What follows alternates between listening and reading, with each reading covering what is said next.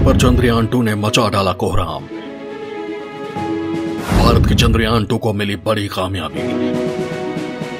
चंद्रमा के बाहरी वातावरण में कर डाला खेल।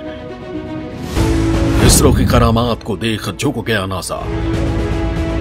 भारत के लिए बात चाहे देश के विकास की हो या फिर चांद पर पहुंचने की हो, भारत ने अपना परचम हर जगह लहराया है। भारत के चंद्रयान-1, चंद्रयान-2 और मंगलयान की विजय गाथा को पूरी दुनिया जानती है।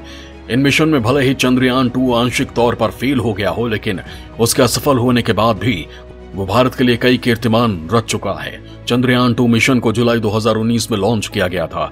ये पूरी तरह से सफल नहीं हो पाया क्योंकि लैंडिंग के दौरान टेक्निकल दिक्कतों के चलते लैंडर धड़ाम हो गया। लेकिन चांद पर चक्कर लगा रहा ऑर्बिटर सफलता की कई सीढ़ियां चढ़ चुका है। 3 साल से यह ऑर्बिटर चांद की कक्षा में परिक्रमा कर रहा है और वो इसरो को चांद के बारे में ऐसी जानकारी दे रहा है जिसे शायद नासा भी पता नहीं कर पाया है। कुछ समय पहले ऑर्बिटर से चांद की सतह पर हाइड्रोक्सिल और पानी के अणुओं का पता चला था। चांद के जिस हिस्से में सूरज की रोशनी पड़ती है वहां ऐसे संकेत ज्यादा मिले हैं। वहीं अब इस ऑर्बिटर ने फिर से कारनामा करते हुए एक बड़ी कामयाबी इसरो के नाम की है। ऑर्बिटर ने बाहरी वातावरण में ऑर्गन 40 गैस की खोज की है। चंद्रमा के बाहरी वातावरण में खोजी ऑर्गन 40 गैस। चंद्रमा की बाहरी परत के अध्ययन में मिलेगी मदद।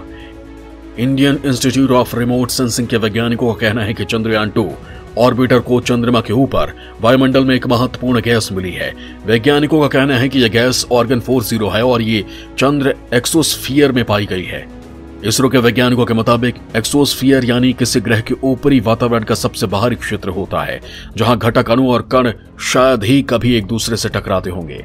वैज्ञानिकों का कहना है कि चांद पर कुछ गैस हैं जो सतह से बाहरी वातावरण के बीच संपर्क की प्रक्रिया को समझने में एक तरह से अन्वेषक की भूमिका निभाती हैं। इन्हीं गैसों में ऑर्गन 40 इस तरह का एक शोधकर्ता की तरह है जिससे चंद्रमा की बाहरी परत के अध्ययन में काफी मदद मिलेगी। चंद्रयान-2 के इस खोज के बाद इसरो ने उम्मीद जताई है कि उसका ऑब्जर्वेशन चंद्रमा के आसपास और बाहरी प्रजातियों को समझने में मदद करेगा। इसके साथ ही चंद्रमा के सतह के नीचे रेडियोजेनिक गतिविधियों को समझने में भी ये ऑब्जर्वेशन मदद कर सकता है। इसरो के मुताबिक ये खोज इसलिए भी महत्वपूर्ण है क्योंकि ऑर्गन 40 एक सक्रिय गैस है, यानी कि ये इनएक्टिव होती है जो स्थिर गैसों में से एक है और चंद्रमा के सतह की प्रक्रिया को समझने के लिए प्रमुख ट्रेसर के रूप में काम करती है। इसरो के अनुसार AR40 गैस चंद्रमा के सतह के नीचे मौजूद पोटेशियम 40 के रेडियो एक्टिव के टूटने से पैदा होती है। इसके साथ ही ये खोज इसलिए भी अहम है क्योंकि अपोलो 17 और लैडी मिशनों ने चंद्रमा के बाहरी इलाकों में AR40 गैस की मौजूदगी का पता लगाया है, लेकिन वो खोज चंद्रमा के निकट भूमध्यरेखीय क्षेत्र तक ही सीमित थी। पहली बार चंद्रयान के ऑर्बिटर ने लगातार -60 से +60 डिग्री की अक्षांश सीमा में AR40 गैसों को ऑब्जर्व किया है।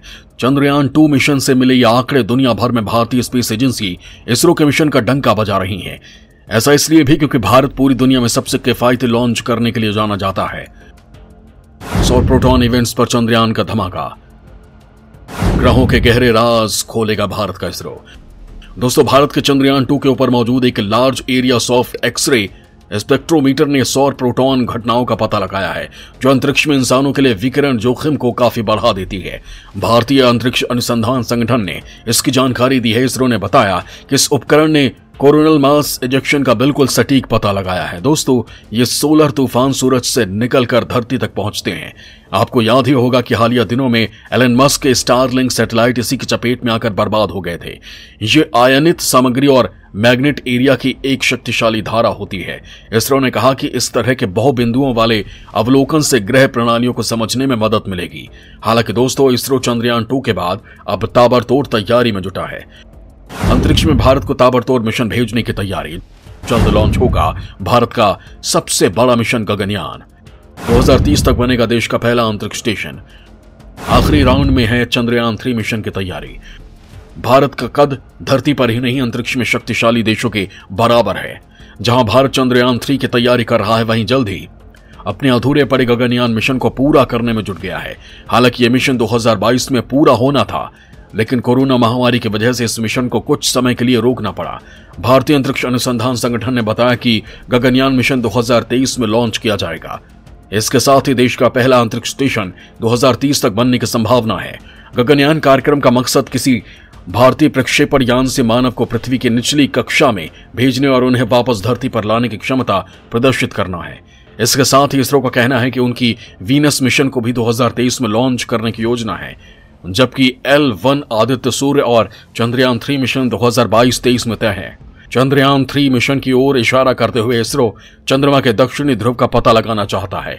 अब तक दुनिया का कोई देश ऐसा नहीं कर सका है।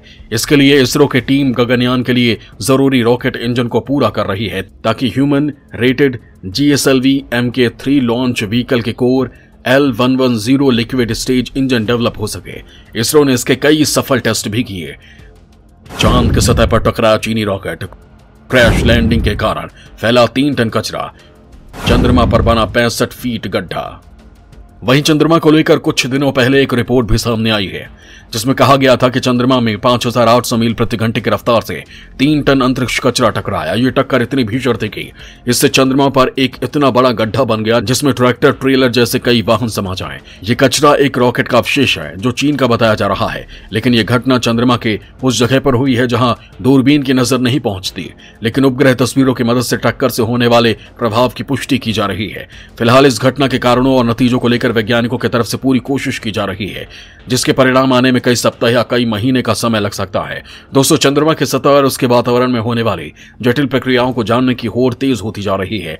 सभी देश चंद्रमा के बारे में ज्यादा से ज्यादा जानने की कोशिश कर रहे हैं। अमेरिकी अंतरिक्ष एजेंसी नासा तो चंद्रमा के लिए अपने दूसरे मानव मिशन को आगे बढ़ाने में लगी हुई है। भारत भी इस रेस में काफी आगे निकल चुका है, लेकिन फिर भी भारत का चंद्रयान 2 मिशन इसरो के लिए काफी अहमियत रखता है, क्योंकि इसकी असफलता जहां तक हमें निराश तो करती है, लेकिन चंद्रयान 3 के लिए हमारे वैज्ञानिकों को हौसला देती है। हालांकि जब भारत द्वारा साल 2019 में भेजे गए चंद्रयान 2 की सॉफ्ट लैंडिंग नहीं हो पाई थी, तो इसकी वजह से इसके लैंडर और रोवर खत्म हो गए थे, लेकिन इसके ऑर्बिटर में शामिल CHAC-2 उपकरण को कोई नुकसान नहीं हुआ और उसने चंद्रमा पर अपने प्रयोगों को जारी रखा। सूत्रों के मुताबिक इस साल के अंत में इसरो चंद्रयान 3 मिशन शुरू करने की योजना बना रहा है, ताकि एक बार फिर से दुनिया को जीतते हुए चंद्रमा के सतह पर उतरने की कोशिश की जा सके। इसके साथ ही इसरो के वर्सेटैलिटी और जबरदस्त एफिशिएंसी के कारण ही पूरी दुनिया अपने सैटेलाइट्स लॉन्च करने के लिए इसरो के रॉकेट्स पर भरोसा करती है। आने वाले दिनों में इसरो नए नए कीर्तिमान रचता रहेगा।